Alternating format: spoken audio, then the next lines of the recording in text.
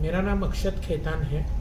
AU corporate advisory और legal services के नाम से मुंबई में हम एक corporate litigation, debt restructuring, corporate advisory की फर्म चलाते हैं और भारत देश के उन नागरिक और उन कंपनियां जो तनावग्रस्त है, अर्थग्रस्त है और किसी भी प्रकार की आर्थिक तकलीफ से जूझ रही है, उनको कानूनी और कानून के अलावा जो उन्हें मदद लगती है कानून के दायरे के अंतर्गत, उसमें मदद करते हैं और हमारी सर्विसेज प्रोवाइड करते हैं।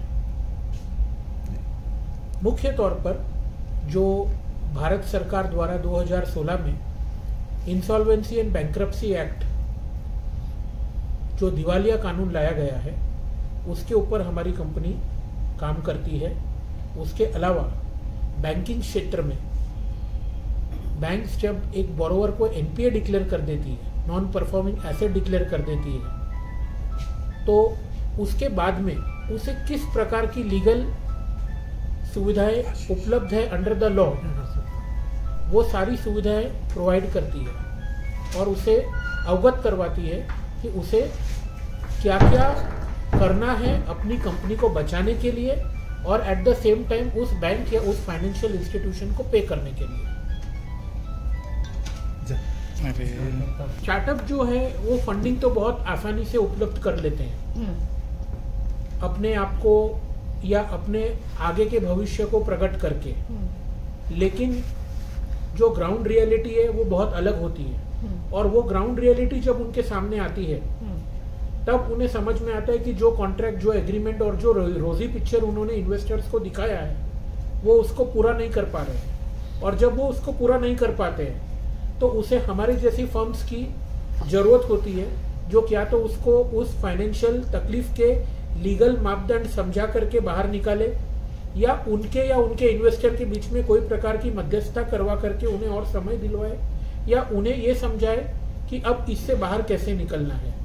तो एक प्रमुख तौर पे जो बहुत बड़ी तकलीफ आज स्टार्टअप्स को आ रही है वो ये आ रही है availability of the right funding and second implementation of the project in the available funding. और इस दो पैरामीटर्स के अंतर्गत जितनी भी तकलीफें आती है, जितने भी चैलेंजेस आते हैं, उसमें हमारी जैसी फर्म उनकी मदद करती है।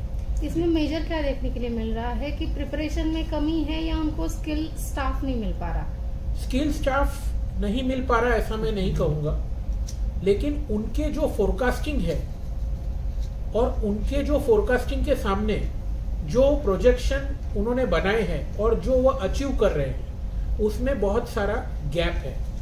अब ये जो गैप है उसमें इंटरनल और एक्सटर्नल दोनों कारण होते हैं। कई बार ऐसा भी देखा गया है कि उन्होंने कॉन्ट्रैक्ट कर दिया, इन्वेस्टर से फर्स्ट राउंड ऑफ फंडिंग ले ली, लेकिन second round of funding investor उनको दे ही नहीं पा रहा है, तो उनका पूरा प्लानिंग फेल हो गया। अच्छा खेतान जी, आपने बहुत अच्छा वर्टिकल चूज किया है क्योंकि हमारा देश जो है जाना जाता है फाइनेंशियल फ्रॉड्स के लिए। स्टार्टअप की अभी आपने बात करी तो 90% स्टार्टअप फेलियर हो जाते हैं। स्टैंड अप को अगर देखो तो 98-99% जो बिजनेसेस हैं वो फाइनेंशियल चीजों की वजह से फ्लॉप हो जाते हैं। सिर्फ 2 या 3% बिजनेसेस, क्या इसमें आपको रीजन लगता है? देखिए, कोई भी व्यापार करने के लिए 4 फैक्टर्स ऑफ प्रोडक्शन बहुत ही इंपॉर्टेंट होते हैं: land, labour, capital and enterprise. व्यक्ति, लैंड और कैपिटल, 2 ये पैसिव फैक्टर्स हैं। लेबर और एंटरप्रेन्योर, ये 2 एक एक्टिव फैक्टर्स हैं। इन 2 एक्टिव फैक्टर्स में प्रॉपर काम नहीं होने के वजह से आदमी का फेलियर सबसे प्रिलिमिनरी स्टेज पे होता है। बाद में ये बोला जा सकता है कि उसको कैपिटल अवेलेबल नहीं है या उसके कॉम्पिटिटर्स बढ़ गए हैं या डंपिंग हो गया है या उसका बिजनेस मॉडल सही नहीं है, पर सबसे पहला फेलियर का मूल कारण क्या है? वो मूल कारण ये है कि आपने जो आपने जो प्रोडक्ट, आपने जो ऑर्गेनाइजेशन को बनाने के लिए काम किया, उसकी नींव आपने कैसी रखी, उसकी नींव रखते वक्त कितनी कंटिंजेंसी की आपने प्लानिंग करी। अगर उसमें कमी होगी तभी आपका ऑर्गेनाइजेशन कोलैप्स होगा, चाहे वो स्टार्टअप हो, चाहे वो स्टैंड अप हो, चाहे वो 50 साल पुराना ऑर्गेनाइजेशन हो या 100 साल पुराना ऑर्गेनाइजेशन हो, कुछ रेगुलेटरी चेंजेस हो सकते हैं, लेकिन क्या वो रेगुलेटरी चेंजेस को एडेप्ट करने के लिए आपने आपके सिस्टम को उतना मजबूत पहले दिन पे बनाया? तो इसके लिए आपकी कंपनी जो है उनको पहले से एडवाइस देने में बिलीव करती है, या फिर जो जिनके साथ ऐसा कुछ हुआ है तो उनको आप एडवाइस देते हो? स्पेशलिटी आप लोगों की क्या है? स्टीफन कोवे नाम के एक ऑथर हुए हैं, उन्होंने एक पुस्तक लिखी है 7 effective habits of highly effective people. उसमें जो पहला हैबिट उन्होंने बताया है वो ये बताया, one should believe in prognosis, यानी कि डायग्नोस तो बाद में होता है, पर तकलीफ आने के पहले आप किस प्रकार से प्रोग्नोसिस कर रहे हो, किस प्रकार से एंटिसिपेट कर रहे हो कि वो तकलीफ आपको आ भी सकती है नहीं आ सकती है, वो ज्यादा इंपॉर्टेंट है। तो हमारी फर्म पहले से भी लोगों को अवगत कराती है और तकलीफ के बाद भी लोगों की सहायता करती है। पर जैसे आपने कहा कि हम सब हिंदुस्तानी हैं और हमें लगता है कि डॉक्टर के पास जाने की आवश्यकता नहीं है। डॉक्टर के पास जाने की आवश्यकता जब ही है जब आपको हॉस्पिटल जाने की नौबत आती है। तो लोग इस चीज में लोगों के प्रति जागरूकता की कमी है। जिस प्रकार से हमारे लिए एक फैमिली डॉक्टर इंपॉर्टेंट है, जिस प्रकार से एक कंपनी के लिए चीफ फाइनेंशियल ऑफिसर इंपॉर्टेंट है, उसी प्रकार से कंपनी के लिए एक जनरल काउंसिल या चीफ लीगल ऑफिसर भी उतना ही इंपॉर्टेंट है, जो पूरी कंपनी के कंप्लायंसेस की देखरेख करे, क्या बाहर हो रहा है वो कंपनी के मैनेजमेंट को अवगत कराए, और क्या नई पॉलिसीज आज के दिन किसी पे थोपी नहीं जा सकती है। It has to be people friendly and public friendly. क्या नई पॉलिसीज इंप्लीमेंट कराए जिससे बहुत सारी तकलीफें जो फैक्टर्स ऑफ प्रोडक्शन को इफेक्ट करें वो दूर हो सके।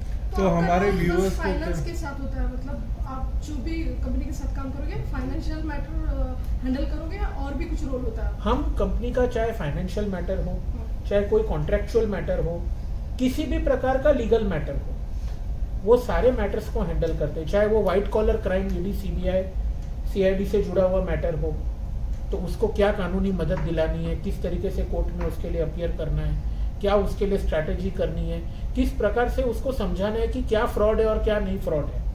देखो, फ्रॉड एक परसेप्शन है और हर चीज को देखने के लिए दो नजरिए होते हैं कि a glass is half empty और हाफ फुल। तो एज अ एजेंसी टाइप काम करोगे आप कंपनी के लिए, कैसे रहेगा? हम रिटेनरशिप मॉडल पे काम करते हैं, केस टू केस बेसिस पे काम करते हैं, अथवा कि कोई लोगों को सिर्फ हमारी वन टाइम एडवाइजरी चाहिए तो उसके लिए भी काम करते हैं।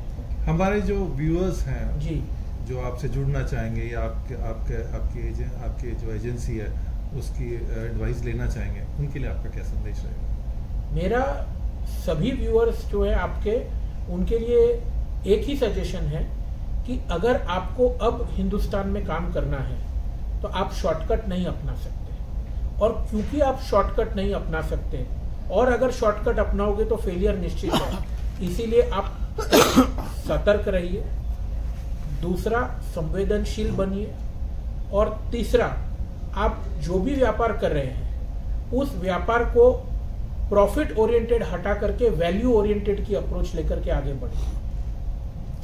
सर, आप भी कुछ क्लाइंट जो होंगे इन्हें नकारते होंगे कि नहीं बाबा ये अभी काम हम नहीं दे सकते, कुछ बहुत कॉम्प्लिकेशंस रहते हैं, तो ऐसे कौन से क्लाइंट आप नहीं कर पाओगे?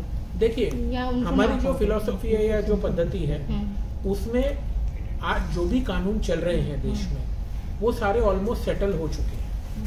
तो इस फील्ड में इतने वर्षों से रहने के कारण हमें ये पता होता है कि इस चीज का अंत क्या होगा।